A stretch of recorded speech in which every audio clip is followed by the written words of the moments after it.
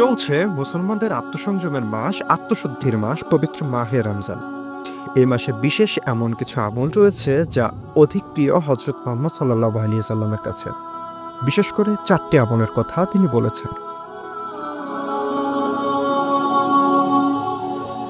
হযরত মুহাম্মদ সাল্লাল্লাহু আলাইহি সাল্লামের নির্দেশনা অনুযায়ী মুমিন মুসলমানদের বিশেষ 4টি আমল জিকির ও দোয়া করার মাধ্যমে পবিত্র এই মাসটি ইবাদতে কাটাবে।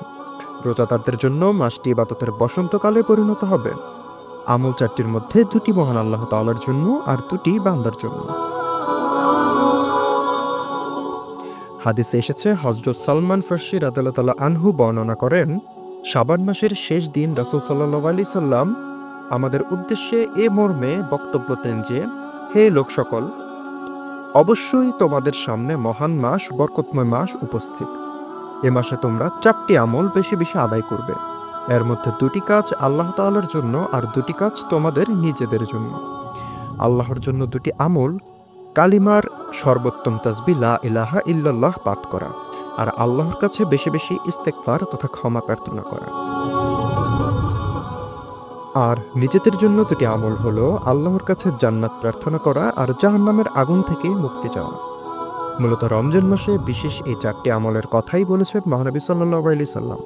পবিত্র মাহে রমজান মাসে বেশি বেশি আল্লাহর কাছে ইস্তেগফার পাঠ করার জন্য তাগিদ দিয়েছে রাসূল সাল্লাল্লাহু আলাইহি সাল্লাম। পবিত্র এই মাসটির রহমত, নাজাত, মাগফিরাত নিয়ে হাজির হয় সমগ্র মুসলিম উম্মাহর কাছে। এসব আমলের পাশাপাশি মুসলমানরা চাইলে ভালো কাজ করে অধিক সওয়াব হাসিল করতে পারেন। পবিত্র এই মাসে দান করলে তা 70 গুণ বৃদ্ধি পায়। আল্লাহ তাআলা মুসলিম উম্মাহকে পুরো রমজান মাস জুড়ে রোজা পালন, ফরজ ও নফল নামাজ আদায়, জিকির আজকার ও দান সাদকাহ এর পাশাপাশি বিশেষ এই 4টি আমল করার তৌফিক দান করুন। আমিন।